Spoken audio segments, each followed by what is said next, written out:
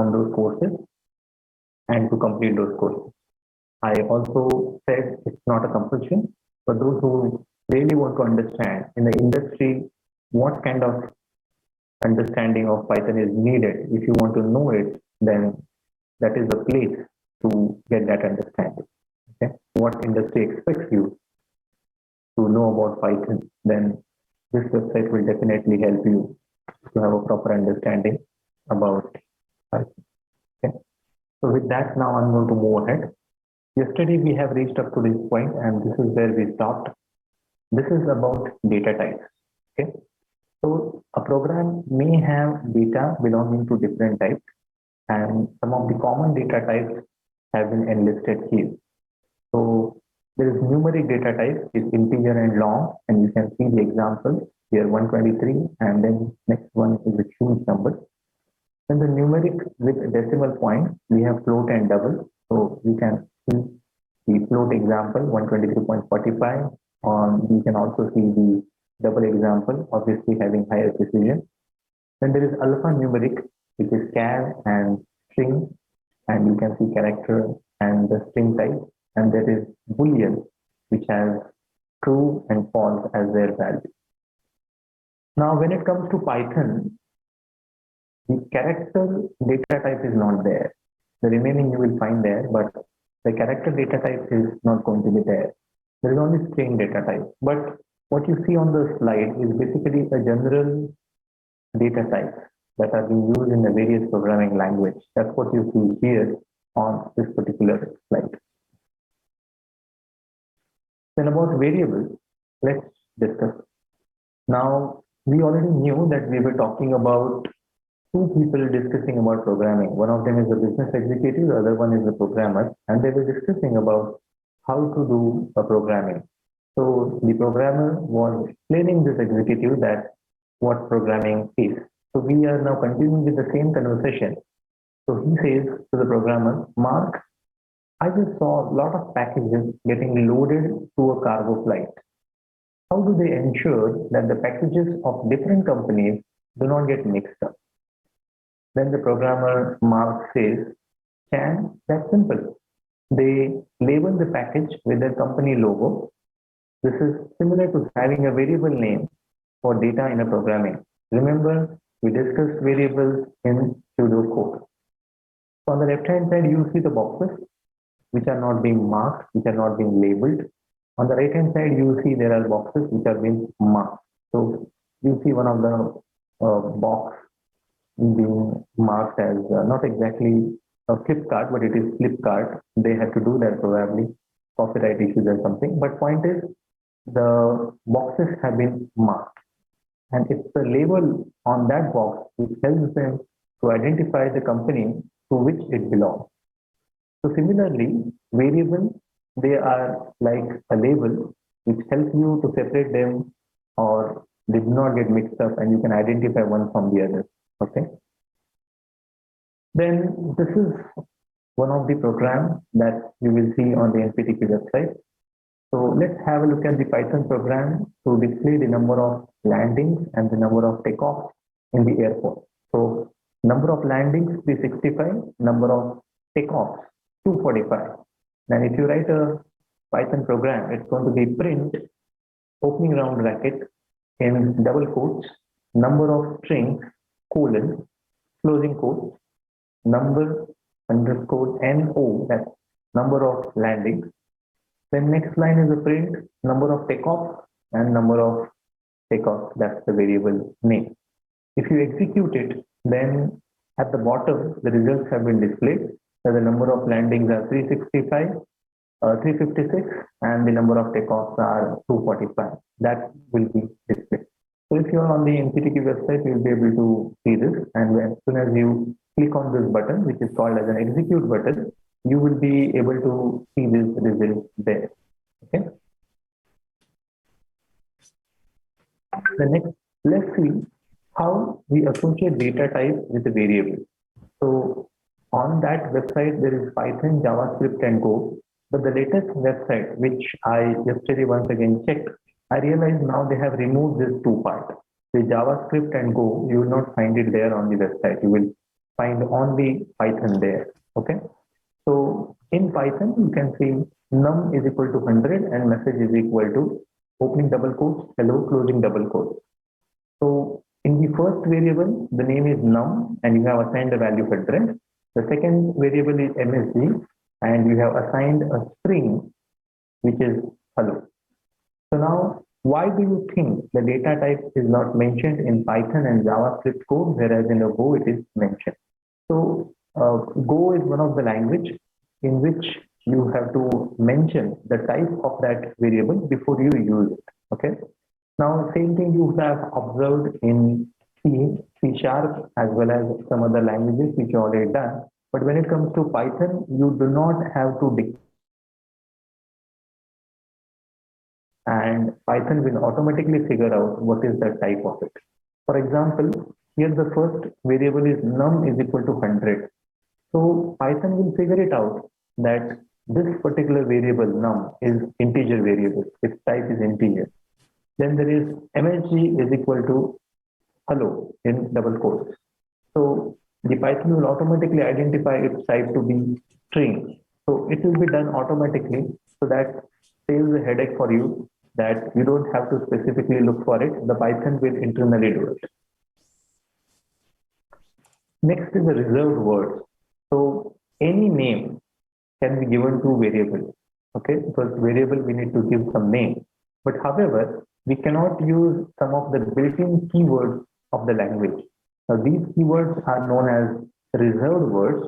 So some of the reserved words in Python is if, else, for, while, def, print, raise, try, except. So there are many more, and as we go along this course, we'll get to see and get to know the many reserved words. And we cannot give the names, these names which are reserved words, to our variable name.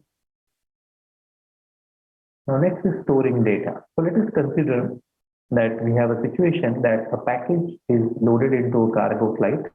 Now what will happen if a small product is placed in a big box or a big product is placed in a small box? Now both these situations are odd situations. The first situation says a small product in a big box, and the second situation says a big product in a small box. Both are odd. Now let's see what happens. If you put a small product in a big box, you may end up best. If you put a big product in a small box, you may end up damaging the product. So just like a product is placed in a box, the data occupies memory. Now some data needs more memory, whereas some data requires less memory based on the data type. So the languages like Python and JavaScript, they automatically create the right memory which is needed, neither less nor more. Whereas the languages like Go, which are based on types of data mentioned during the variable declaration, the appropriate memory is allocated. Okay. So for example, in a Go, the maximum value one can store in data type is 2147483647. Now, if we try to assign a greater value, it will result in an error, which is overflow error, and that's not desirable. So point here in this particular slide is the Python has ability to automatically decide a data type. You don't have to specifically declare it, and it will make sure that you assign a data type based on the need so that the memory is most effectively utilized. Okay, that will be taken care of by the Python itself. Now, variable and its dimension. So we have seen that a variable will have a name, it will have a value, it will have a type, and it will occupy memory. Now, apart from these, there are two more dimensions, which is scope and lifetime. These, we can say that any variable will have the following 6 dimensions. So whenever you are talking about variable, now just now we saw why do we need a variable? So we need a variable, which is basically a name assigned, and we use it in order to identify so that we don't get, things don't get mixed up. Okay, just like when you are sending a courier, you were putting some logo on the box to distinguish the one box from the other. Similarly, whenever we are dealing in a programming language, we use this variable name, which is going to help us to distinguish one from the other. So variable basically has the 6 properties or dimensions associated with it. One is the name, which identifies the variable. Next, the memory required and the operations that can be performed on it. Third is address. It specifies where it is stored in a memory. Fourth is value. It is the data which will be held by that variable. Fifth is lifetime. It specifies how long it will be stored in a memory. And the last is scope. It specifies where in a program it can be accessed. So as we go on in a programming, we will understand more about the scope and the lifetime part. The other part will be evident very soon, but the scope part will be more evident when we go into object-oriented programming. Okay, or we deal with some complex program, the scope part will be more understood. Then there is the next exercise which we will be attempting it online. We proceed further. Now next we have operators. So in pseudocodes, the operators help to perform an operation. So there are some common operators which are there in the Python, and they have been listed down here.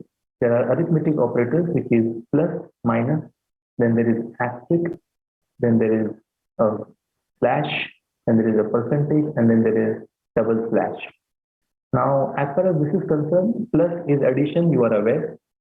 Minus is subtraction, you are aware. Asterisk is multiplication, you know. Slash indicates division, you know. Percentage indicates modulus, you know. But there is the last symbol, which is double slash. So you can see a note here. In Python, double slash indicates integer division. So if you have 11 double slash 2, you will get answer 5. I repeat, 11 double slash 2 is going to give you answer 5. So it is basically an integer division. That's what we are doing here. Now, if in a Python you do 11 slash 2, single slash means a division, the answer is going to be 5.5. I repeat, in a Python, if you do 11 slash 2, you are going to get answer 5.5. And if you have 11 double slash 2, your answer is 5, because it is indicating integer division, or you could also say it indicates the quotient. Okay, so 5 is the quotient, or you could say the integer division, which is being shown here. The important word here is integer division. So therefore, what you have here is this 5. Then there is a relational operator, which is equal to, where you are doing a comparison, not equal to, greater than, less than, greater than equal to, less than equal to, which you all are aware. Then there is assignment operator, equal to, then plus equal to, minus equal to, then asterisk equal to, slash equal to, and percentage equal to. So these operators also you are kind of aware. For example, if I say a is equal to a plus 1, so as far as the second operator is concerned, when I say that a is equal to a plus 1, I could simply say a is plus equal to 1, and that will take care of the need. Okay. The last one is the logical operator, which is and, or, not. Okay. This logical operator also we have already seen. Next is precedence of operators. Okay. So I would like to invite a participant from here. So from A division, I would like to invite roll number 4, Saurabh. So A division, roll number 4, Saurabh. So we are discussing about precedence of operators.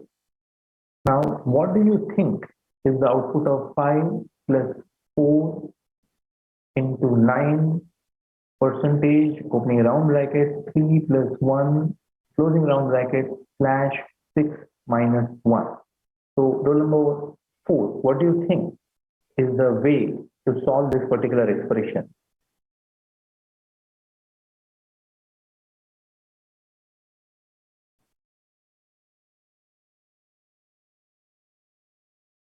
Now, after division rule number 4, this question is after for the you. name has been called out, then we'll wait for 30 seconds. After that, we'll be moving ahead. If you're not attentive, you will miss the attendance in that. Next, roll number 3, Kushal. Yes, Kushal. Yes, sir. Now, looking at this particular expression, which I'm highlighting with my mouse.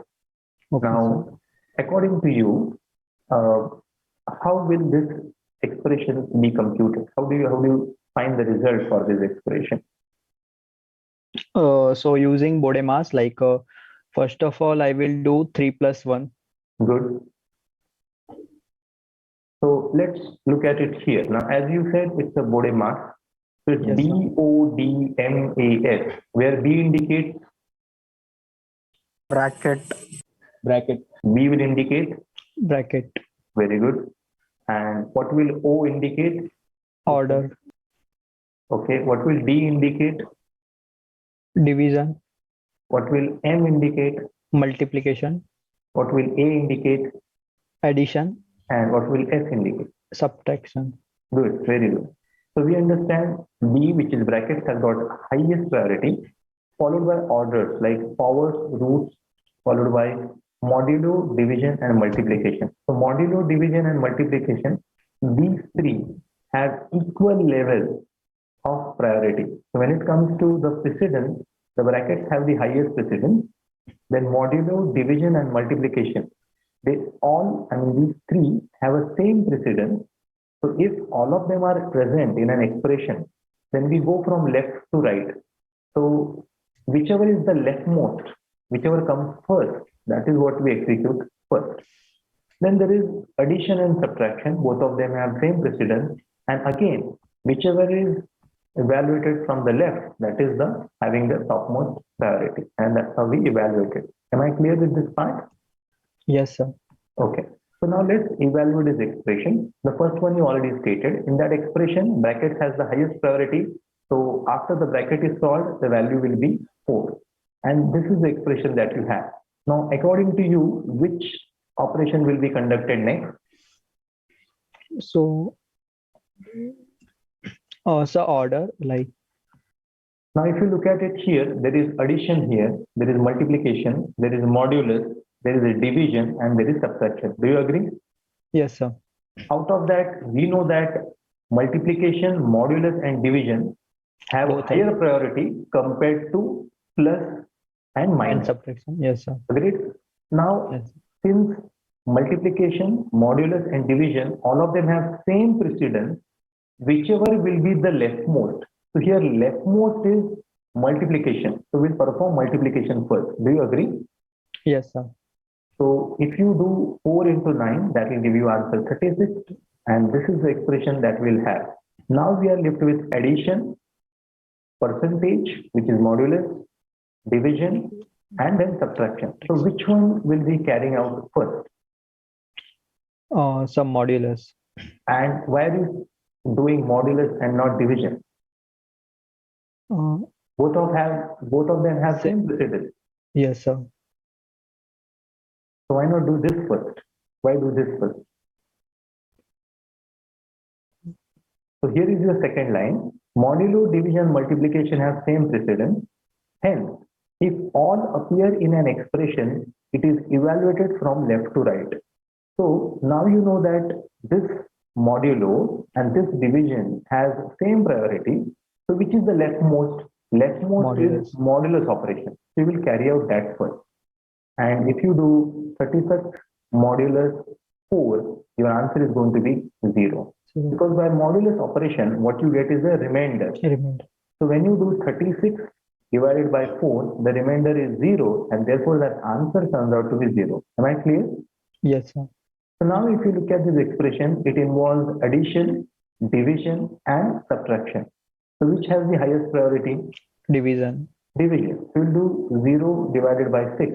Then answer turns out to be 0. And this is your new expression. It has got addition and it has got subtraction. Which one will you carry out first? Addition, sir. Why are you carrying out addition first? Sir, like we evaluated from left to right. So Correct. Now here there are two operations. One is the addition operation, the other is subtraction operation. Now both of them have a same precedence, but even though they have a same precedence, but the important point is now whenever we have a situation where we have same precedence, we have to look from left to right. Is it okay? So therefore we do 5 plus 0 first. That gives you answer 5 minus 1. Now there is only one operation involved, which is subtraction, and the final answer is 4. So this is how by using a Bormoth rule, we'll be able to solve this. Is this okay? Sir, hello, sir. Yeah, go ahead. Sir, so can you please repeat again, sir? I couldn't understand properly. Which part would you like me to repeat, or the whole thing? Sir, yes, board mass again, sir. Okay, let's have a look at this board mass quickly. May I know who is asking a question? Sir, me Gaurav Suresh Malik. Okay, roll number 67. Fine. So now if you look at this particular expression, this is the expression which was given here on the top and we were asked to evaluate it. We said we'll follow the Bodmer rule. So in that, the highest priority is B, which is bracket. So we check, do we have a bracket here? Answer is yes, we have a bracket here. So this bracket is evaluated first. So 3 plus 1 give me answer 4, and this is my new expression. Again, I start checking, do I have bracket? So in this expression, there is no bracket, which has got next priority, which is O. O is basically orders, which involves powers, roots, etc. So we do not have powers here, we do not have roots here. So therefore, we'll have to look next. Next is D, M, A. Sorry, P and M. This is division, and then we have multiplication. So modulo, division, and multiplication, all three have a same precedence, which is given here in the second line. So here I involve that there is multiplication, there is modulus, and there is division. Now all of them have same precedence. So whenever I have a situation that there is the same precedence, then how should I do it? The computer will get confused, and we don't want to keep these things randomly. So always, as far as computer is concerned, computer needs instructions which is ones and zeros. Either do this or do this. It's not randomized. So therefore, they have been given an instruction that you need to do it from left to right.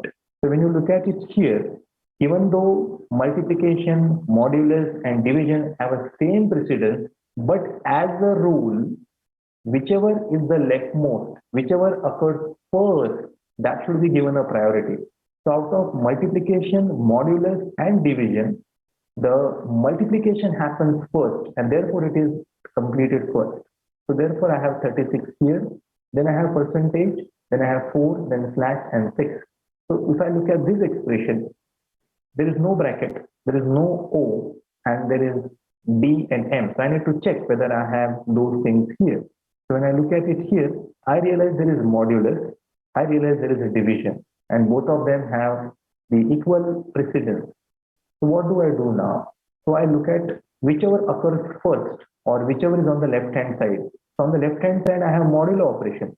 So I do 36 modulus 4.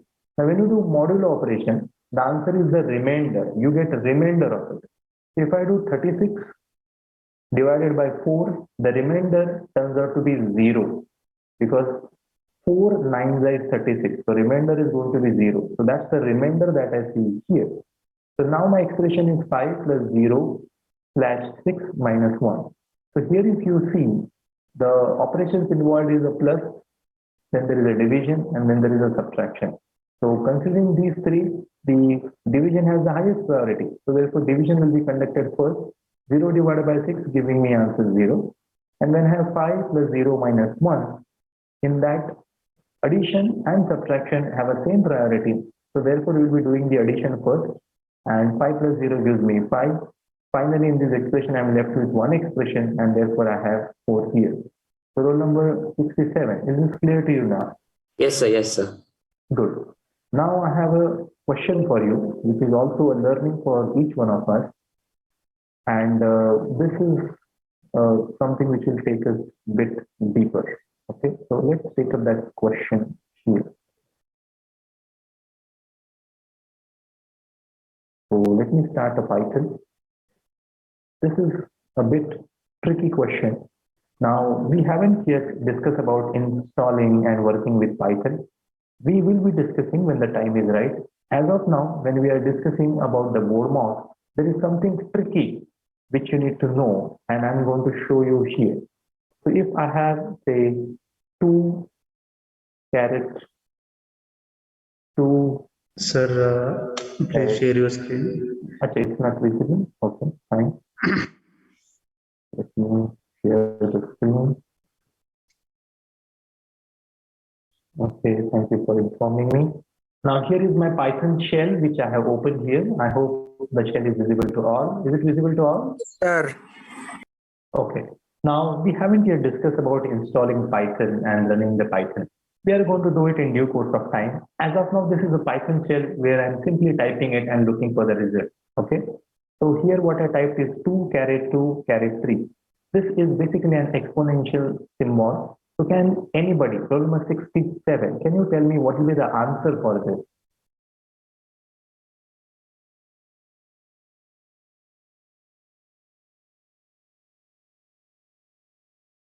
So 64. Louder, please. So 64. 2 raised to 4. 2 raised to So you did 2 raised to 2, which is 4. Is that correct? Yes, And sir. 4 raised to 3. So 64. 4 raised to 3 means 4 into 4 into 4. So 4 into 4 is 16 and 16 into 4 is 64. That is your answer. Is that okay? Yes, sir. Okay. Let's look at the answer. What is the answer? Sir, it is 3. Yeah. So now this is a bit tricky and we need to understand like why is this happening, right? Yes, sir. Yeah. So I'll leave it as an exercise for some time and we shall discuss this in time. Is that okay? Sure, sir. Okay. So I'm going to leave it as an exercise, something I have shown you now, and you have just seen that Python gave some different results. Well, so I'm going to move ahead with the data type. And given you some food for thought, which you should think about. Okay, please confirm the person the slide is visible. Yes. Okay, let's go ahead.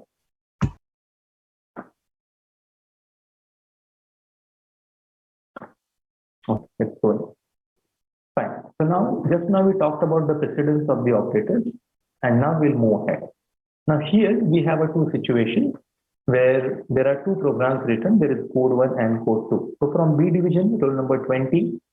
Now a question for you. I repeat, B division, roll number 20. So in code 1, there are 5 lines of the code. In code 2, there are 8 lines of the code. And there is a question which is being asked. Here are two programs implementing the same functionality. So B division, roll number 20. According to you, which one is a better program? Both of them are going to give you same output. According to you, which one is the better program? So I would say the second one because the name of the variables are more detailed, so it's more understandable. Good, very good. Now, when you are reading a second code, I hope you are having a kind of a clarity, right? Yes, sir. Okay. Now let's understand what kind of clarity this code is giving. On the left hand side, this is what we have. The 5 lines are there. Here, variable names are not meaningful. We are using simply A, B, C. On contrary, if you look at it in the code 2, there are the very same 3 variables. First one is landing count, then there is takeoff count, and there is initial flight. So a very meaningful name is given to this variable. Then, no comment in the program. On the left hand side, there are no comments. So you don't know what this part of the code is exactly doing. On contrary, when you look at the code 2, there is a comment. It says, this is the program to find the current number of flights in an airport. So this is a comment which immediately tells you what this part of the code is doing. When you look at these variables, you have a clear understanding what is that particular variable doing. That names are very, very meaningful names, right? Then here you see there is a single line comment, okay? And here when you look at it, the variable names should be written in a lowercase separated by underscore. So these names which are being written there, variable names. Now sometimes like just one word may not be sufficient. So here, if you look at the name, it is current flights, but space is not allowed when you are assigning a variable name. So instead of that, we use underscore, making sure that we have taken care of that part. So we have current underscore flight. So it's a very meaningful name. So coding standards are basically a set of guidelines that can be used to enhance the readability and clarity of the program and make it easy to debug and maintain the program. Now, many of the times it's going to happen that you will be joining a company and you will be assigned some project. And you will realize that the majority of the work. So when we join new, and if it is code one, if it is written in a style which is code one, it will take you long time to understand what exactly that is doing. On contrary, if it is written in a code 2 in that manner, then by reading the comments, by reading the variables, you'll immediately understand the flow of that code. You'll understand what that code is about. It may happen to you, or it may happen that you are switching over, you are going from one company to other, and somebody else is going to replace you. Then if you have your style is coding 2 style, then whoever replaces you will have a clear understanding about that particular program. Is that okay? B20, is it making sense to you? Yes. Right? So there is a value for comment because it tells you what the code is doing. There is a value for the way you name the variable because that gives you a clarity about what's the use of that variable. Then there is a value for single line comment, and there is a way of writing a variable name. So many languages, like you have studied probably C++, you have been to Java, some of you might have done C#, C, and many other languages. So they have a way of writing the variable name. Some have a Pascal case, something is there in the camel case. So when it comes to Python, you will realize that you have lowercase letters which are separated by the words separated by the underscore. That's how we do that. So we have current underscore flights. Okay. So whenever you will be doing a programming in future in a Python programming and you will be submitting your practicals, I expect people to use comments.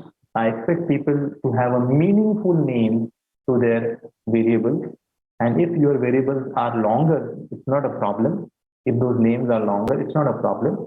You can use those longer names separated by the underscore, but they should be meaningful. Okay. So with this, now let's move ahead. Now we understood that how to improve the readability and the clarity of a program by using comments and meaningful variable names. Then there is the next part which you will be doing it online. It cannot be done here. Again, this is something which you will be attempting online. This is something which is to be get as output. So you have to make some changes in the code. The majority of the code will be given to you and you have to work on it in order to get the output the way it looks here. Okay, now here is a small exercise. Let's do it quickly. The kind of revision part that we have already done and we have already understood in the previous session. So I will invite A division, roll number 30 to answer the questions. So here there are on the left hand side, you have questions. On the right hand side, you have answers. You have to choose from the true and false. So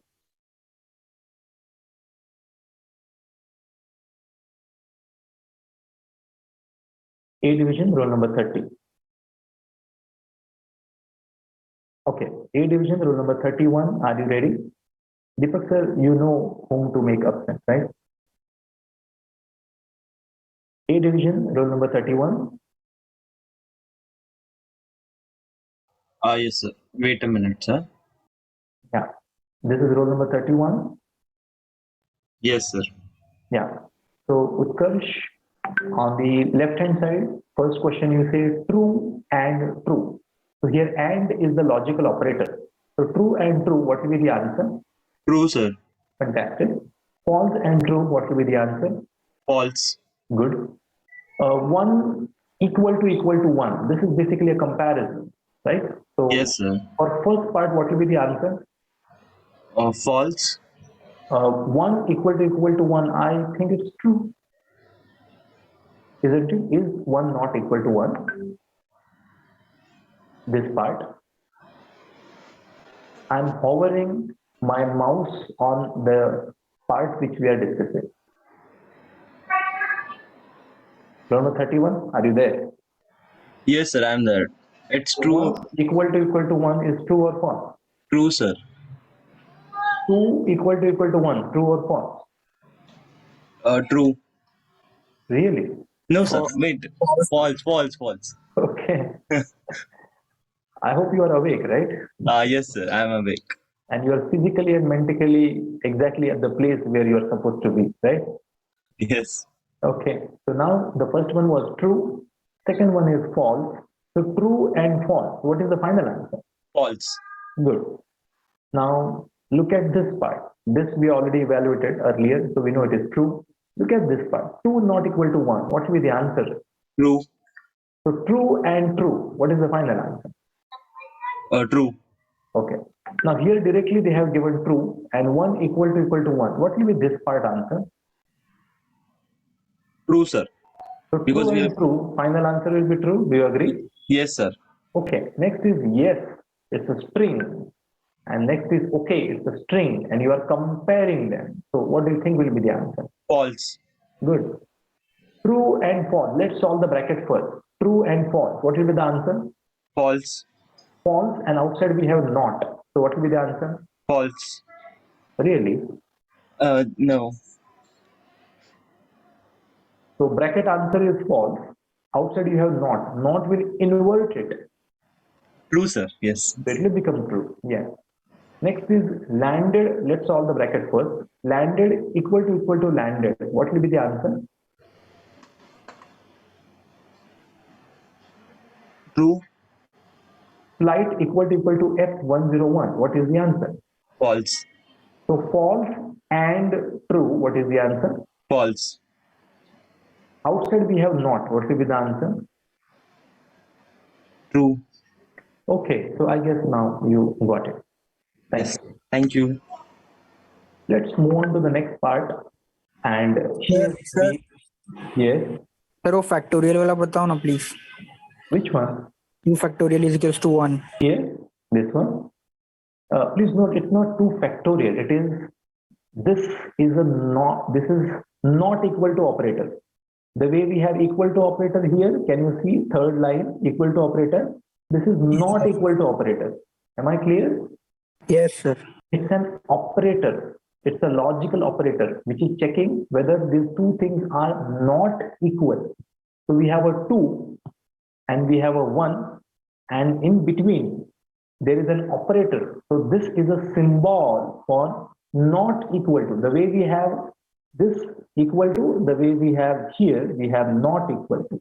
So we are checking 2 not equal to 1. So answer is yes. True. 2 is not equal to 1. Am I clear now? Yes sir. Okay. So similarly, there are many other exercises which when you are there online, you will see. I'll just show you the exercises which are there and some of the answers just for your benefit. Okay. Next, we move on to explicit conversion.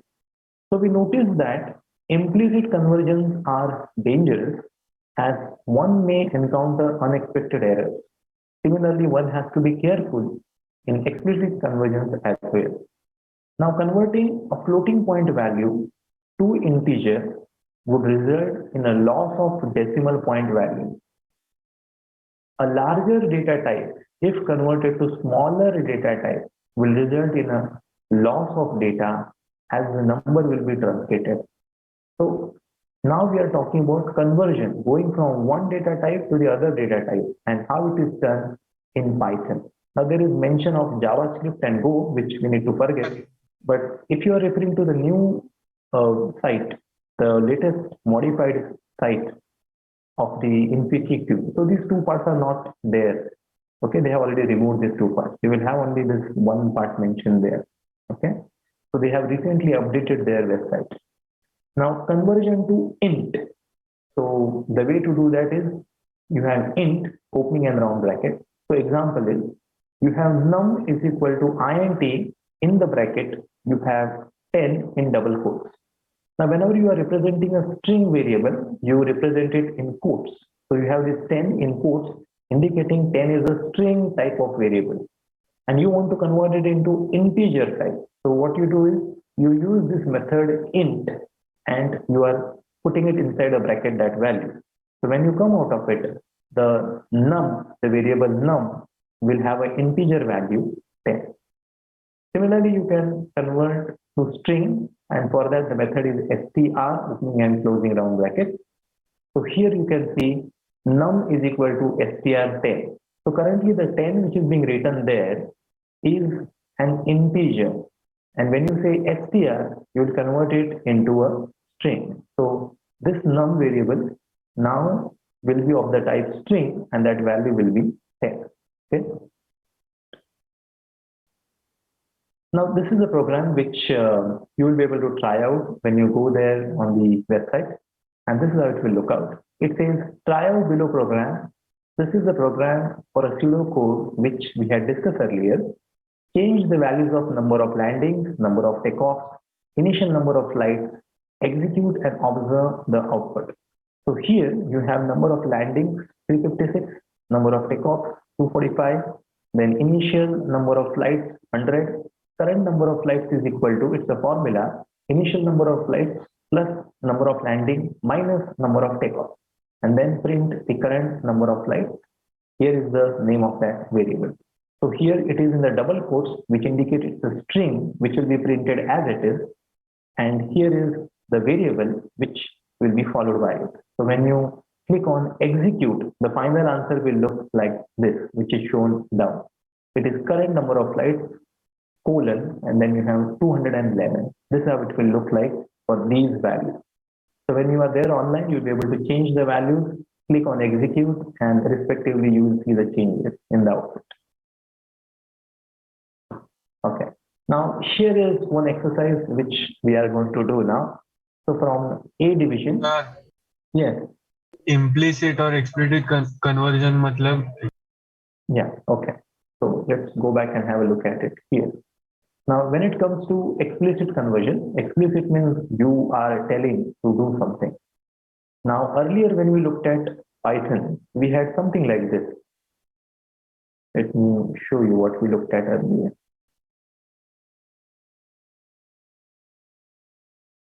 We made some statements earlier when it came to Python. We said, you don't have to do something which you were doing in the other languages. That's what we said earlier. So let me show you that slide.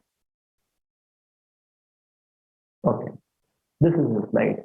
We said num is equal to 100 in a Python.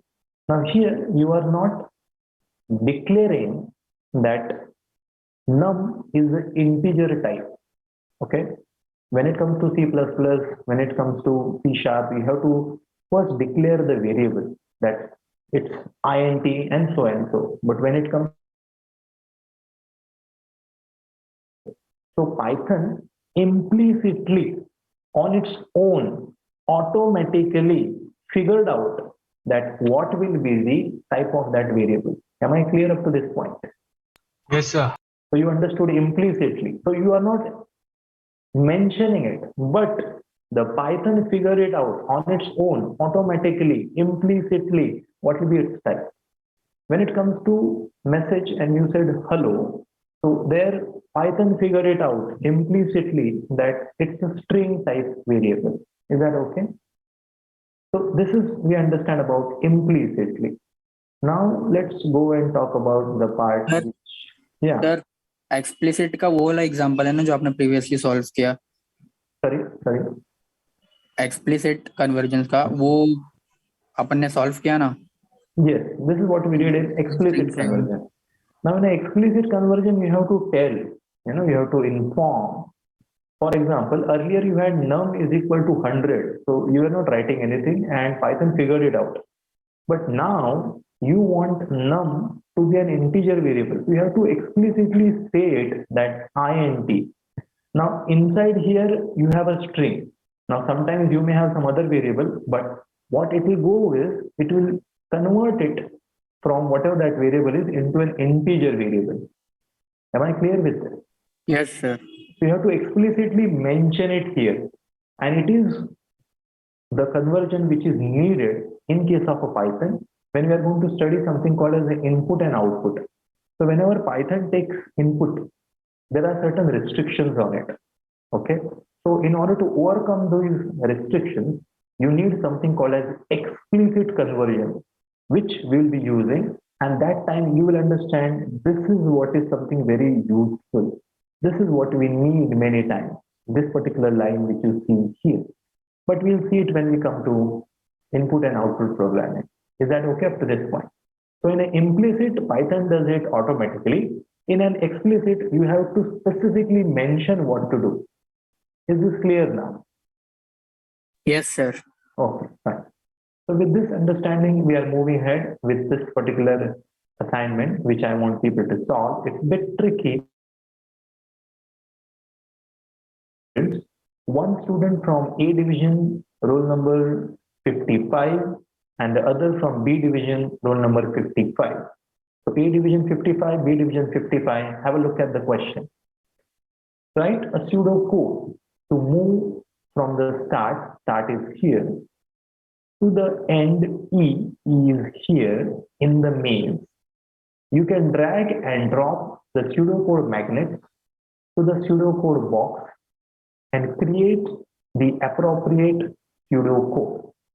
This is what you could do here. So have a look at this example and I want you to figure it out. So A division, B division 55, confirm that you have heard the question. A division 55.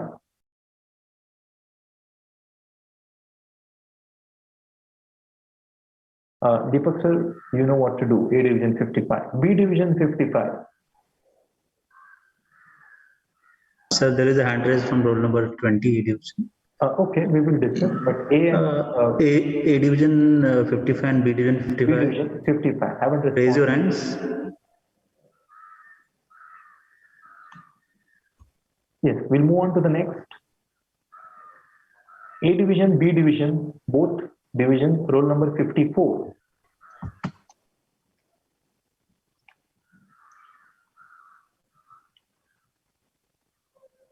Okay, we have 54. 54, have you seen and heard the question?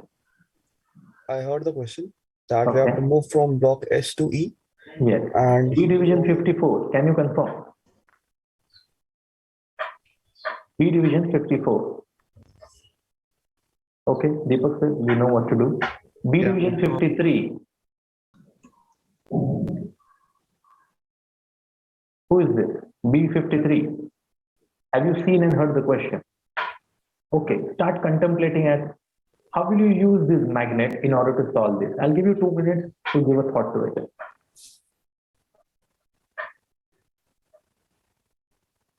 Sir, this is A20. I had a question. Yes, by the time those are thinking, you could ask the question. Sir, we are going to start from 0 or 1.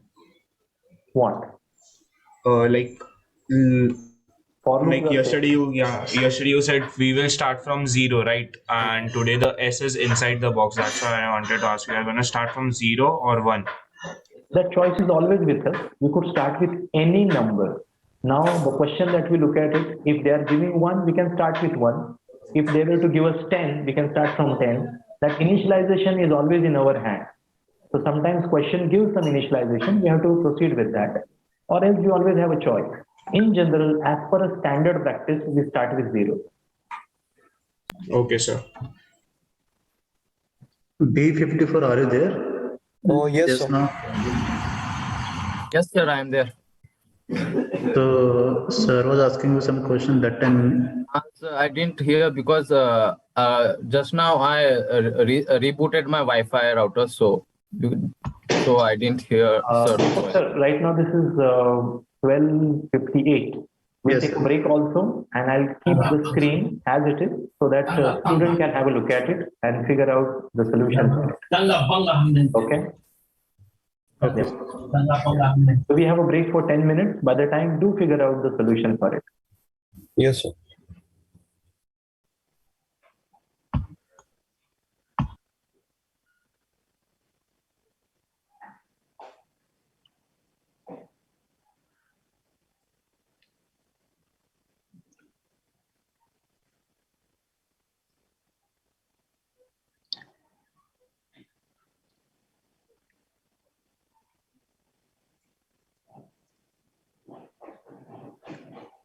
A division 42 Ajay Mali, mute yourself.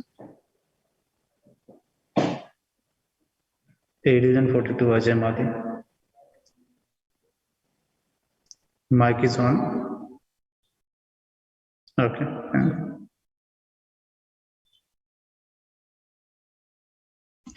So students, you have break for 10 minutes. I'll meet at 7.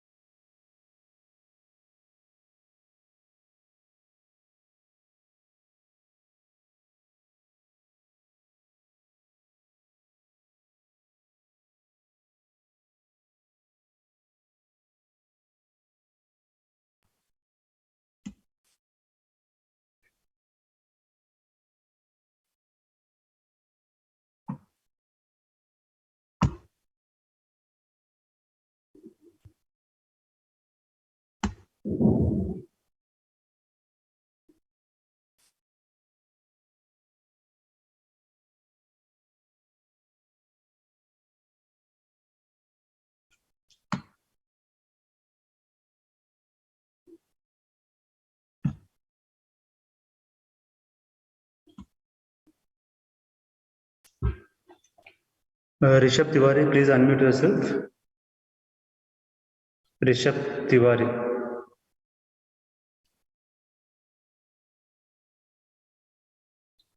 Rishabh Tiwari. Repeat.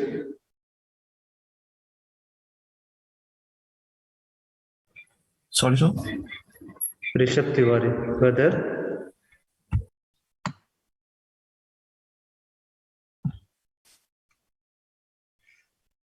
Rishabh Tiwari. Are you there?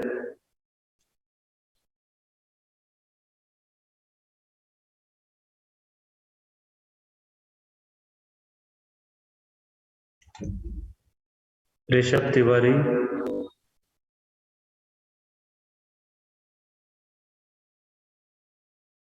Okay, students, meanwhile, I just want to tell you one more thing. I'll share my screen.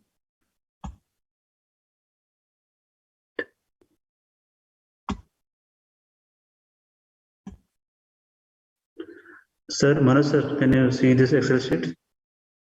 Yes, I can. Okay. So students, so this is the Excel sheet or attendance for last lecture. So our rule is very simple. You have to attend that 2-hour sessions.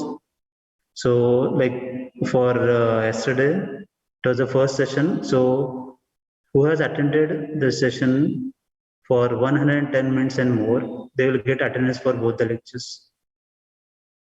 Okay, they will get attendance for both the lectures. Those who are not following given login format, they will not get attendance for the lecture. Okay, first day we can understand it's your first day and the mistake is possible over there. So now like this, if you are joining late, then also you may miss your attendance. Okay, there are people who joined for entire 2 hours. Okay, so no doubt they will get the attendance. But meanwhile, you have to be attentive. Like for today's session, sir called few roll numbers A4, A30, A55, B55, and then finally B54. Okay. So if there is no response from you people, then you will be marked absent for the session. Okay. So please take care of this thing. Come out of that online mode again. Everything is for you people, and you have to understand particular subject. 50 marks for your Viva and 25 marks for your term. So if no answers for that particular Viva, then you may get a KT for that. So please take care of all these things. Please take care of all these things. Sir, please scroll it down. No, I just want to show you this thing. Okay? Don't check your attendance. No need to check your attendance. You'll get that will be reflected in your ERP. Okay? So just a sample copy for each and every one. And following the given format is very important.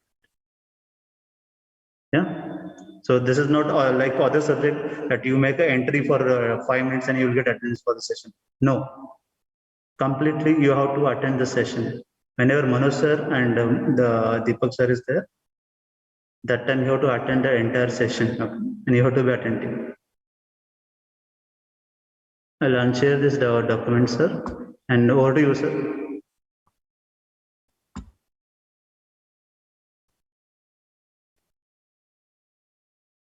Manoj sir will start the session soon. Yeah. So I believe I have given it to 2 students, and I also assume that they have already figured out a solution to it. By the time, let me show you as how will that be visible when it comes to. So let me share with you in PTQ and how will you be doing it there. So In the Google search, you have InfyTQ. Then you go for a login.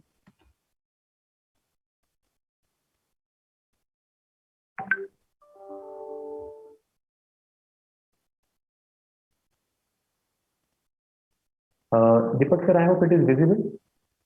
Yes, sir. Yes. Okay. So now if you are new to it, then obviously you'll have to register. And if not, Sir, you are on mute. Manoj sir, you're on mute.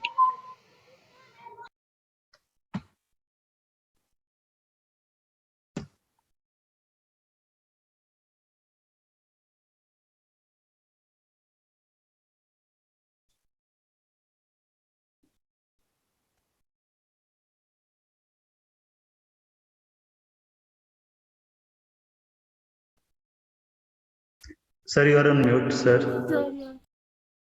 okay, there are some terms and conditions we agree to it. Sir, can you repeat that process? It's simply login. I mean, nothing, not a that big we had deal. it. Okay. It's a simple login. We register, we log in. That's why we do it.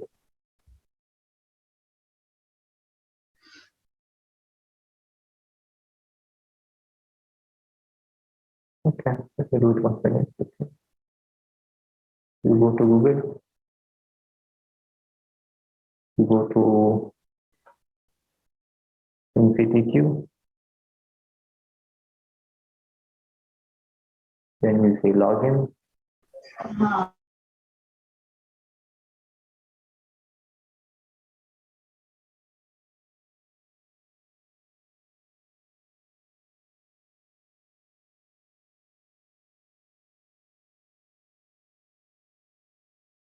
Now, since I'm already registered and I just now logged in, so therefore I'm directly in. In that, you'll be able to see there are these courses. So there is Programming Fundamental using Python Part 1, and there is Programming Fundamental using Python Part 2.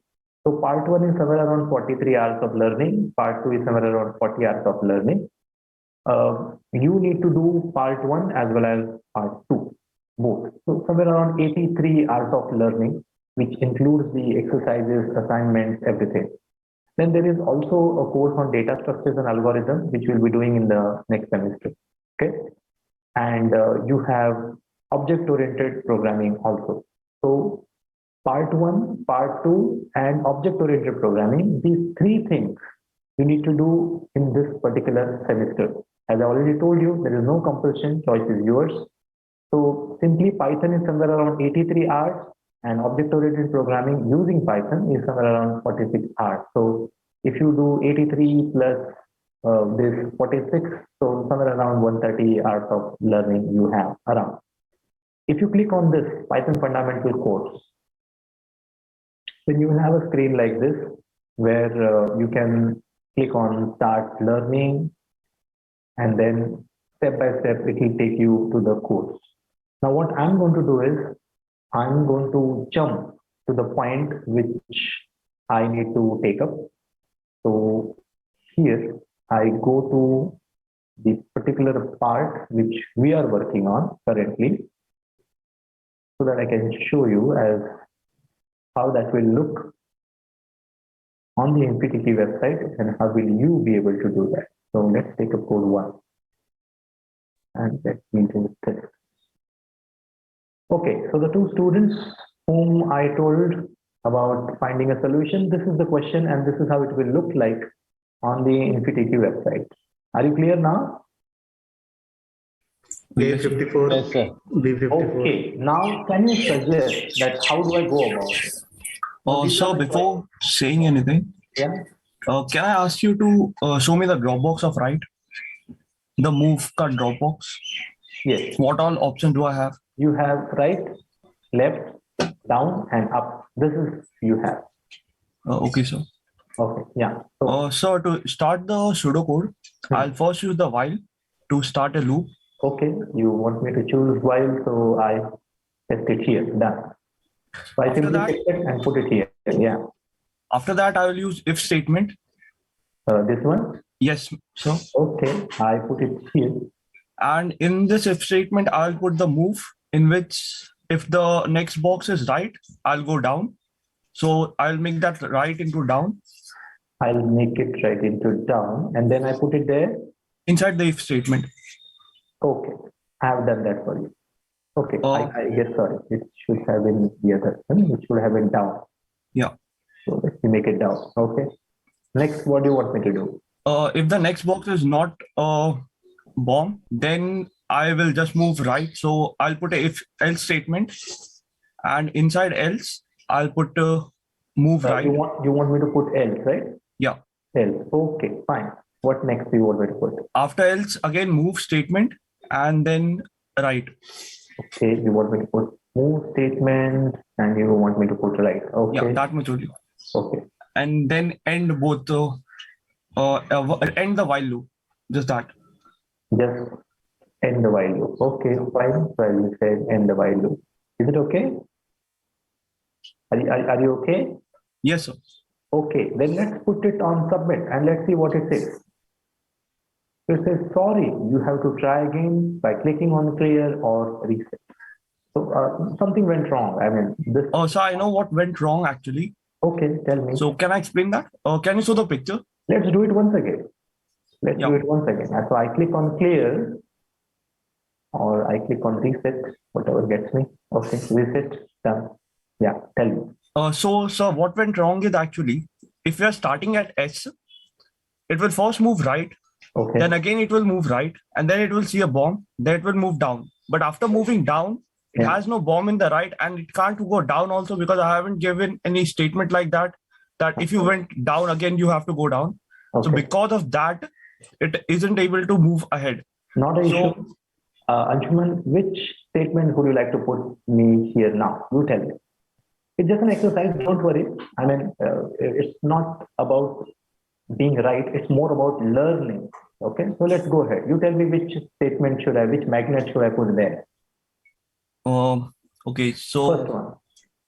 so first will be while only, Okay.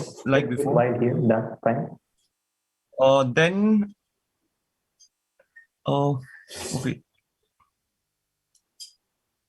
If I move down, okay. So I have to ask one question. Go ahead. If we use move statement 3 times, will it move down 3 times? Yes. Yes. So again, I'll use the if statement. Used. Then I'll move the move statement 3 times, one after another, and all of them will be down. So I make it down. I put it here. I make it down. I put it here and I make it down. Okay, what next? After that, I will use else. It will use else. So I use else. Okay. Then again, move statement to the right, the same one. Okay. Move statement here. Okay. And then end the while statement. And you want me to end the while statement. Now, here we also need to end the if statement. You know, end if is there. Okay, So, but so we are using else. So can we end if in that way? I'm not sure about that. Yeah, because here, if you're using if, we have to Okay. end with if. So Okay, so maybe before this, you'll have to put it here. Just before the while. yeah. Yeah. Just say it. Okay, so Yeah. Or do you want to use it once or twice? Move right. no, sir. Right will be once is enough. Yeah, because the while statement will keep running until it's done, I think. Okay, fine. So should I submit? Yeah. Okay, so I submitted. Let's see what it says. It says, sorry, Okay. you haven't reached the destination. It's still not working. Okay, so anybody else willing to try? It's an open Sir, forum. move down will come only 2 times. Now it's an open forum. Anybody willing? Just let me know. Can I, sir? I said try. Tushar Gupta. Yes, Tushar. Yeah. You take a chance. Yeah, go ahead. Start to while start not is equal to end. Okay, I'm starting with while. Okay. Then move right. Okay, move right. Fine. Okay. And then if is next to bomb. Next. Okay. Yes. and move down 2 times. Move down 2 times. Okay. And end if and end while. You put end if. You want to put end while. Is it as per your satisfaction, or you want to make some changes here?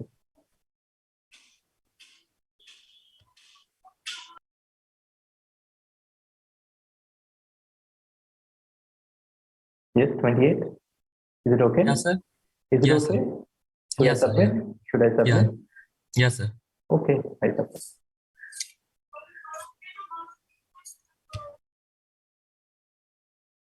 And it says, congratulations, you have reached the destination. And you could see this. So roll number 28 has given the answer. Are you all okay? Sir, Yeah. I have one doubt. What Doubt if in this logic? what if we if we move the command move down once, it will work? Sorry. If we move that command move down once instead of moving twice. This. Yeah. Okay. Do you want me to check that? Yeah. What I'll suggest is, I'll just tell you because we have limited time now. It won't work because as soon as you encounter a bomb here, any point, suppose you are at this location and you encounter a bomb, you're supposed to go down 2 steps. So step 1, step 2. So it is needed 2 times. If there is no bomb, you keep moving right. We are not defining that. Okay. It's like you start here, there is no bomb, move right. No bomb, move right. Bomb 2 times down. No bomb, right. No bomb, right. Bomb 2 times down. No bomb, right. No bomb, right. Bomb 2 times down. No bomb, right. No bomb, right. Bomb 2 times down. No bomb, right. No bomb, right. And you are at the end. And okay, sir, I got that. We are taking each step for each block. So yeah, congratulations to number 28, Tushar Gupta. Fantastic. Good. Okay. So with this, now I stop share. This was just to give you an idea that how magnets are there and how you could easily get onto it. Now they have given you 20 minutes to solve this, but I guess Tushar did it in even lesser time. So they give you sufficient time to work on this, and immediately you can reset, you can try another things, and you can develop your logic. So this was about pseudocode magnets, and very fantastic, very easy exercise available on InfyQQ. So here, whenever you do this, you just keep submitting it, and the website will keep noting that you have done all the assignments. And towards the end, when you are completed that course and respective courses, you become eligible for certain certificates after giving certain exams. Okay. So now I stop here. I have stopped being online and I'm going back to our slides. Okay, so now with this sufficient idea, now I'm moving to the next part of it. Now that you know about it, so I'll open the new slides now.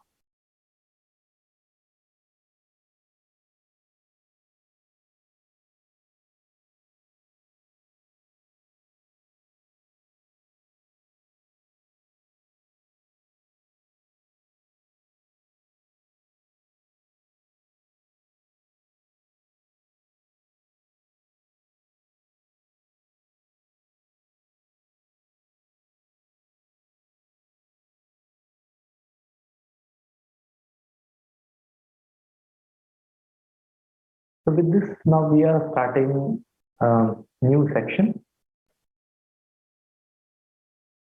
Let me share the slides with you. Now please note, I'll be sharing all these slides with you on the Google Classroom. And on InfyQQ website, I saw the latest website is much upgraded than these slides, and you will find them very comfortable when you are dealing. They are much organized now, and they have added even more examples and exercises. When I had a look at it yesterday, I found it the upgraded one. Fine. So I assume the PPTs are visible. Can any student confirm that Yes. PPT is visible? Okay. Yes, sir. Yes, sir.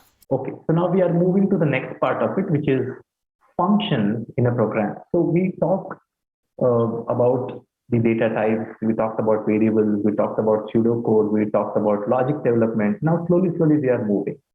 Now there are few things like installation of Python and how to exactly go to the Python shell and do the work, which we haven't discussed yet, but we will soon be discussing that. But we are now making our basics first. Once that is done, we will also be discussing about IDE and how to use an IDE and how to work with the IDE for Python. Okay. Next is the functions in a program. A function is a block of code that performs a particular task. In Python, functions are declared using the keyword def. So def is the keyword which is used to declare a function. So here is the function definition. It's def calculate underscore sum, opening round bracket, data1, comma, data2, closing round bracket, colon. So if you look at it, here def is the keyword. Calculate underscore sum is the name of that function. And data1 and data2, they are function parameters, also called as formal arguments. Okay. This whole thing, this particular line is known as a function signature. And towards the end, we have a colon. It's a very, very important part. We have a the next block which we get, that block decides the statements which are going to be executed, or it's also called as a function body. So you can see this is the function body. So what does that function do? So you are passing two arguments, data1 and data2. It takes those arguments, adds them and puts it in a new variable, result underscore sum. Then it returns the result underscore sum. So the calling part, so here is the next line, which is result is equal to calculate underscore sum. Now what is calculate underscore sum? It's the name of a function. So you are basically calling that function. Earlier you defined that function and now you are calling that function. So you say calculate underscore sum in the bracket 10, 20. So these two are the actual arguments which you are passing. These are the formal arguments which we have received. Right? So after you pass this value, 10 will be assigned to data 1, 20 will be assigned to data 2, then data 1 plus data 2. So 10 plus 20 will be assigned to result underscore sum, which will be 30. Then return result sum. Result sum has a value 30. Now to the calling part, it will be returning the value. So here is the function call. So this calculate underscore sum 10, 20. After function is executed will be replaced by 30. 30 is the value which is returned. And that 30 will be assigned to this variable, which is result. Then when you say print result, at that time, that result value is 30. So 30 will be printed. So this is how the function definition and function call is going to work. So I repeat, def is the keyword, calculate underscore sum is the function name.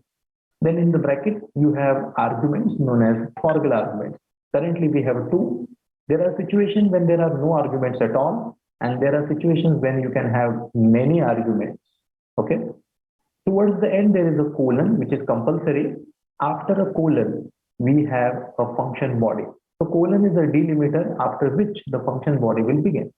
Now, once you have defined your function, then there is something called as a function call, in which you will be passing the argument if there are needed, and whatever result comes out, which is being returned by that function, will be assigned to the variable which you are put here in this case. Okay. So this is our understanding about the function.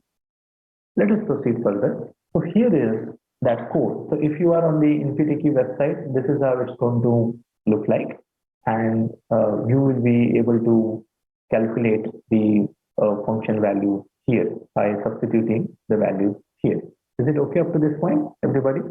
So if you are there on the website, def calculate sum data1, data2. It's a function definition or function signature. Then there is this hash. Hash is nothing but the comment. So we have the comments in the Python indicated by hash. So what does it say? All the statements in the block of code must have the same level of indentation. So whenever you are writing the statement in a block, the same indentation should be there. Indentation means from the starting point to the starting point of this, the space which is there, that's called indentation. So in this case, these dots are helping you to make sure that you have given equal number of space. So here there is 1, 2, 3, 4. There are 4 dots. So as if there are 4 spaces you have kept. So when it comes to other languages, we use curly brackets in general. And by those curly brackets, we decide that what is the block or what is the function body that is decided by the curly brackets. But when it comes to the Python, there are no curly brackets, opening and closing curly brackets. Those brackets are not going to decide the starting and the end of the function body. But it is the indentation. It is the space from the beginning of whichever line you are writing it till the point from where the actual typing begins. So whatever space is there, that is an indentation. So you have to have an equal indentation, making sure that all of them have a same indentation. Then it will be considered as a function body for that particular function. That is how it will work. So now once this is done, then there is a result is equal to calculate underscore sum 10, 20. It's a function call. You're passing the arguments 10 and 20 and then print result. So if you click on execute, you can see the final answer is 30, is visible here. Now here is the next question, which is an exercise which you should do. Now I'm moving ahead. Let's look at this part. So here we have calculate total ticket cost, number of adults, number of children. Total ticket cost is equal to 0. Then there is a return, and this is what is given to you. Now, when you are solving those exercises there on the MPTQ, this is what you will observe, that there will be first the problem statement. The problem statement says the flight ticket rates for a round trip Mumbai to Dubai were as follows. Rate per adult is 37,550 rupees. Rate per child is 1/3 of the rate per adult. Now service tax, 7% of the ticket amount, including all passengers. As it was a holiday season, the airline also offered 10% discount on the final ticket cost after inclusion of the service tax.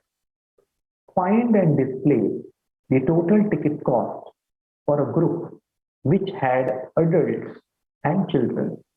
Test the program with different input values for number of adults and children. Now the sample input and the expected output is given to you for testing purpose. If you look at it, number of adults 5, number of children there are 2. In that case, the expected output is this. So the expected output is around 2,04,910 rupees and 35 paise. If there are 3 adults and there is 1 children, then the total ticket cost is going to be 1,20,535 rupees and 50 paise. Okay. So before I go ahead, let me invite some students to confirm. So from A division, roll number 26. Now just now I have read the statement A26. So is the problem statement clear to you? A division 26.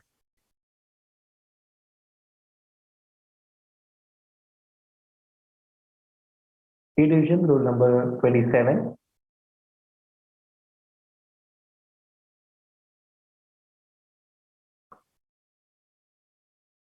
A division roll number 28.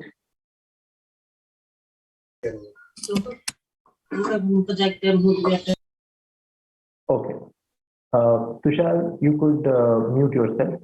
You have already answered one question. I'll move ahead. A division roll number 29. Yes, sir. Okay. Here, now, just now I read a statement. Did you hear that question? The problem statement? Yes, sir. Okay. Now, I'm not going to ask you to solve that question, but I'm just want to confirm that the understanding about problem statement and how to solve it is clear. So just be attentive and answer whenever asked. Okay. So this is the problem statement which is given there on the website. Now, on the website, this is what you will observe. There will be a code panel, this code pane, in which you will be able to see this. So some part of the code they have already given you. They have already given you the function definition. So they have already written def calculate underscore total ticket, total underscore ticket underscore cost, which is the name of the function. It takes two arguments, number of adults, number of children. Then at the end, there is a colon. After colon, they have defined one variable, which is total underscore ticket underscore cost is equal to 0. Then they said they have written a comment, write your logic here. So whatever logic you are going to develop, that is to be written here. And towards the end, we have written total underscore ticket underscore cost. Then if you observe here, provide different values for number of adults, number of children, and test your program. Okay. So line number 11, total underscore ticket underscore cost is equal to calculate underscore total underscore ticket underscore cost 1, 2. So this is the function call.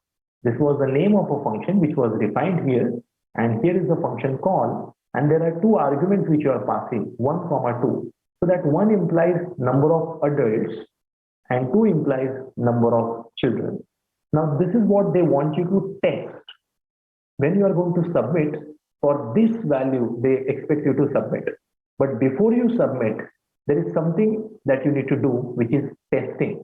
So how to test? They have already given you these values. So if there are 5 adults and if there are 2 children, the cost is going to be this.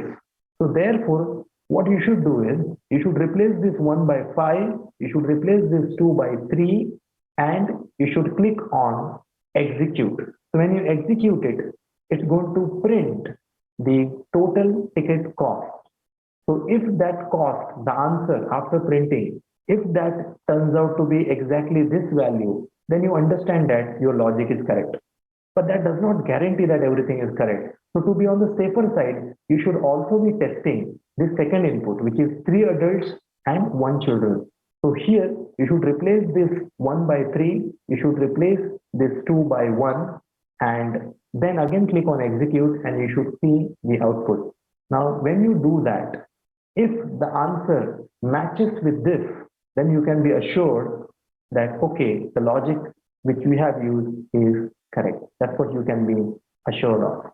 If not, then you need to look at the logic part which you have written, and accordingly, you need to work on your logic so that you start getting the correct answer. Okay.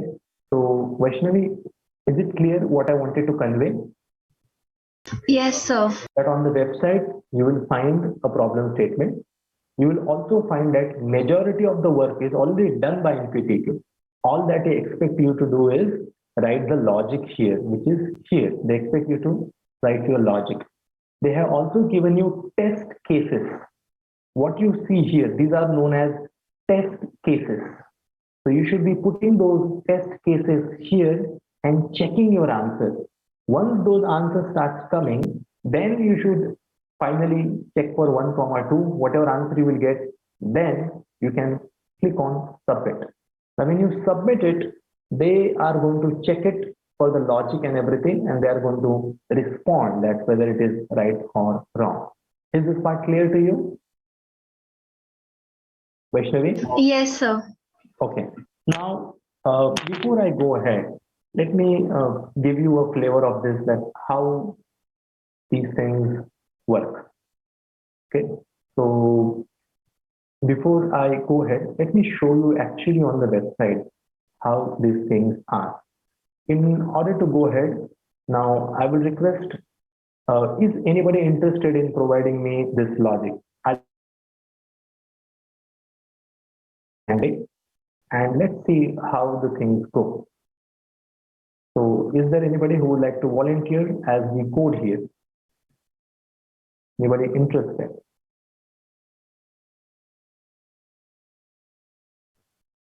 Can you come again, sir? I didn't hear you properly. Anybody interested in programming this question?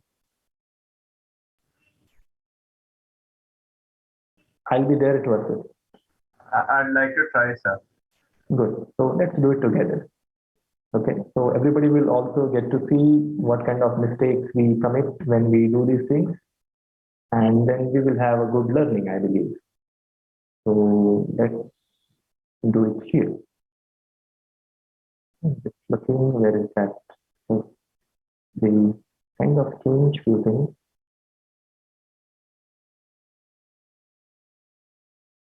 Okay, so here is that question. So let's deal with that question.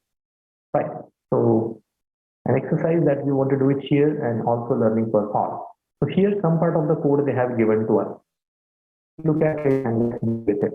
If it is visible, okay. not. Okay, fine. Let me show you that.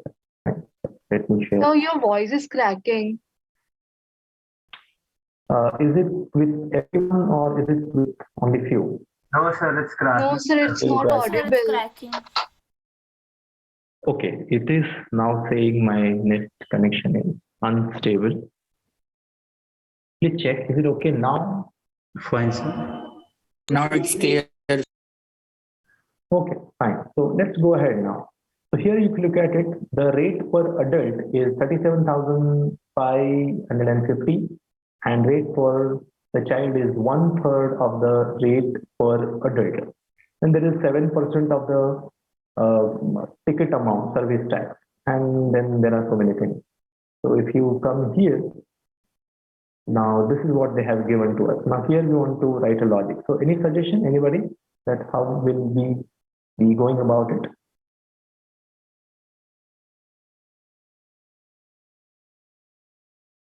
Anyone? Sir, in that total ticket cost, where it's written is equal to 0, we first put 37,550 rupees. Okay, fine. Go ahead. I'm listening. Then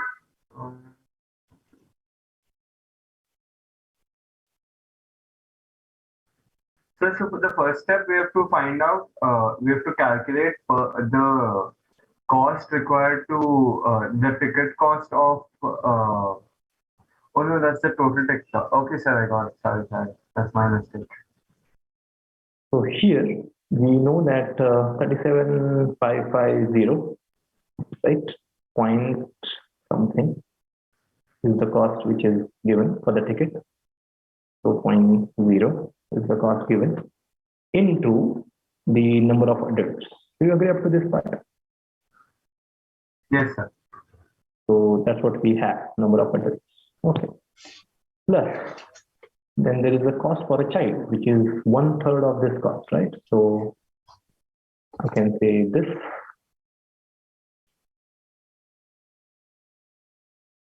So I have it here by 3.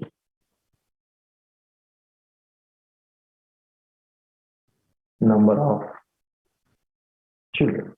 So I have it here, number of children. So this should give me the basic cost. Do you agree? So this is adult and 1/3 of the rate for the of the adult for the child. So basic cost we have calculated. The service tax is 7% of the ticket amount, including all passengers. So whatever this 7% of that is going to be an additional cost. Okay, so basically it's something like this.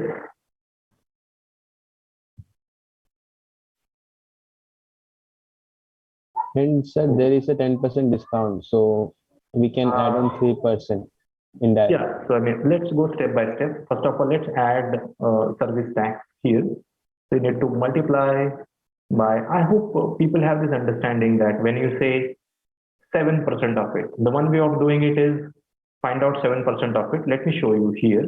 7% of it is going to be 7 divided by 100. Okay, so that will give me what is the 7% of it, and plus this cost. This will give me the value of after adding a service tax. This is what I can do. Is it okay up to this point? What I did is, in this part, I calculated what is 7% of this cost. That's what I calculated first. And then I added it to my basic cost. So that is it's like after adding 7% of the service tax. But the simpler way of doing it is, you don't have to do this. Now you are an engineering student, second year, smart enough to understand these businesses. So this is what I need to do. And that will add the value of 7% of it. Is that okay? Is that okay, my friend who is assisting me? Then as it was a holiday season, the airline also offered 10% discount on the final ticket after inclusion of a service tax, and find and display the total cost for a group which had adults and children. So we have to figure out how much discounts they are going to offer. They have to put it here. Now all that I'm trying to do is trying to show you that how you are going to work here, okay? When you do that, how will you be doing it? So you click here. So you want to calculate discount. So I want to calculate discount. So that discount is going to be 10% of this cost. So I say here, and let me calculate the 10% of it. So the way to calculate the 10% of it will be, let me first make it as a ticket cost. I can use simply this variable ticket cost. I can put it here so that computations are not performed. Do 10% of it. So 10% is 10 divided by 100. I could simply say 0.1. So that will give me 10% of it, right? Once that is being done, I need to subtract it. So I can say ticket cost is equal to the ticket cost which you have here. And then you need to subtract discount from here. Sir, won't it get confused if you're using ticket cost? As far as this is concerned here, we first computed a ticket cost, then we calculated this, and then this. So, ticket cost. Does this sound okay now? Yes, sir. Okay, fine. Let's do that. It's just a try. Don't be very much fussy about it, or don't worry too much about it. Okay. What I want to show you is what InfyTQ is going to tell you about it. There's a very interesting thing that InfyTQ is going to show you. That's what I want you to see now. Okay, so let's go ahead with this. So I guess fair enough work we have done. Final ticket cost, we got it. And now, finally, once we have done it, then you have to say that total ticket cost is equal to, once they are there, you will start getting those variables there. You just have to select it from. And then the total ticket cost will be returned. It will be here. Fine. So now what we do is, let's say execute. So when you execute it, it will tell you whether what is the result that you get. So this is what we get for 1, 2. But now we have to test it for 5, 2. So what I do is I go here and I make it 5 adult and 2 children, and then I execute. And after executing it, I'm going to look at the result. Result comes out to be 204,910.35. I want to check whether it is the result that they have shown it here. So yes, it is the result that they have shown it here. Then if it is 3 adult and 1 children, I need to confirm that also, that whether I'm getting that result also correct. So here I say, okay, 3, and here I say, okay, 1.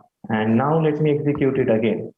So when I execute it here, I get a result which is 120,535.5. I need to go and check whether it is that result. Yes, it is that result. Good. So now we are kind of confident, and once we are confident about it, we again put back what they had asked us to do, which was this, and we executed it. Fine. Now once this is done, Now, I hope everybody is watching and understanding. Once you know that the test programs are running, then you need to do something like this, which is called verify. You're not directly going to submit it. Last submission, you should not do that. First, you should verify it. So now, as soon as you verify it, here comes the analysis from the Infosys. Look at this analysis. This is such a fantastic, such a wonderful analysis that they show you here. They talk about the structure. I hope you can see that. My friend who was assisting me, is this visible to you? Yes, sir. Can you see? See, they check the structure. They say test targets, then inputs, expected outputs, actual output, and the results. Then they check logically, they test your code and they check whether that sample values and actual values, how is it working? And they are showing you the actual outputs here. D is it is being tested for send करायचं होतं ना. Deepak sir, your mic is on. Access sorry. Deepak sir, your mic is on. Okay. So now here if you observe, so there are 8 tests which Infosys is conducting, and presently we have succeeded in all 8 of them. You can see 8 out of 8. So they tell you whether there is an issue in a structure or whether there is an issue in a logic. They are checking you. Yeah? They are telling you. So they are saying 6 out of 6 means logically you are correct. 2 out of 2 structurally you are correct. And finally 8 out of 8 indicating that, okay, all the tests that you are performing, everything is correct. So that's how they help you to verify. So that's the fantastic part which we have here. So sometimes what happens is for test cases, some things work. And when we submit it, you start realizing that, okay, even though it is working for the test cases, for actual cases, it is not working because you have committed some mistakes somewhere. And those mistakes will be cleared at this particular point. So once you have done that, then you can click on submit and then you can have the last submission accordingly. Once everything is corrected, once you are confident about it, then you can click on submit and do that. Okay. All right. My friend who was assisting me, I hope this is clear to you. Yes, sir. Yes, sir. And I hope you are finding it interesting doing it online here on NPTQ and checking. And this is how actually the industry works. This is what you are going to do in the industry. So if you are learning it here, you are as if getting ready for Infosys. And if you are ready for Infosys, you are ready for all other IT companies. Is that okay? Yes, sir. Okay. So with this now, I'll stop sharing it. I hope I have shown you that how will you go on the NPTQ website, how will you log in here, and how will you do this businesses. So now you know about function, you know about function definition, you know about the function declaration and how you are going to deal with it. Okay. So with this, I'm going to stop here. If anybody has any query, you can ask, or else we will end the meeting. Okay. Thank you everybody for your participation. Yes. Sir, I'm having doubt in the last question which we have solved. Sir, how that 1.07 come? Okay, 1.07 come. So what happens is, see, you want to add service tax to it. Okay, you want to add service tax to it. So basically, you have some amount on which there will be a service tax which will be added to it, and then you will get a final amount. It's like suppose you go to some hotel and suppose you gave some order. Suppose you gave an order for a pav bhaji. So assuming that the cost of that pav bhaji is 100 rupees. Now, in the hotel, the GST is 18%. So hotel will add 18% to it. So when they calculate 18% of 100 rupees, it will turn out to be 18 rupees. Okay. Yes, sir. So the final cost, the final bill will show you 100 plus 18 is equal to 180. Yes, sir, but in our sum there is tax of 7%, na? Then it will be 0.07. Because it is tax of 7%, therefore it is 1.07. Had it, if you write it as 1.7, it will be 70% tax. For example, when you say 18% GST, it is 18 divided by 100, which means 0.18. Yes, sir. When you say 8% tax, so 8 divided by 100, that will turn out to be 0.08. Do you agree? Yes, sir. So because it's a 7% tax, it is 0.07. Yes, And sir. there was 1.07. I guess. Yeah. Yes, sir, in the code. I got it. I got it. Now, because the value, if you calculate, see, we don't just want service tax.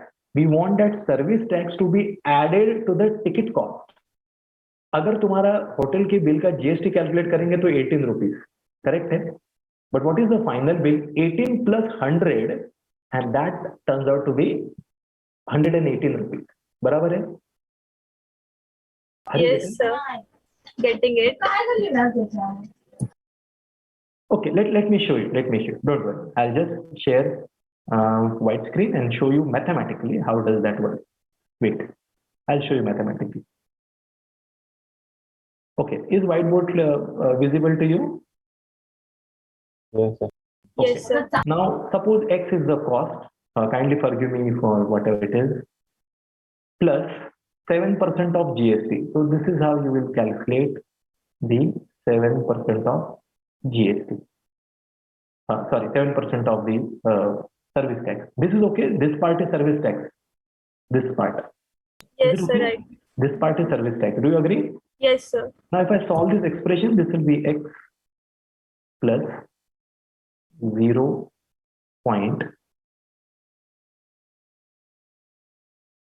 Okay. Now, if I take X common, it will be 1 plus 0.07. If I solve this, Yes, sir, now got it. yeah. So that's the reason I directly multiplied it by 1.07. So it gives me the added final value. I don't have to go on calculating for steps. Like in case of a discount, I first calculated a discount and then I subtracted that discount. So I had to use 2 steps. But while calculating service tax, I just did it simply in 1 step. That saves our time. Okay? Yes, sir, understood. Thank you. Okay, welcome. So let's stop sharing. Now, technically this meeting is over. Those who wish to leave, feel free to leave.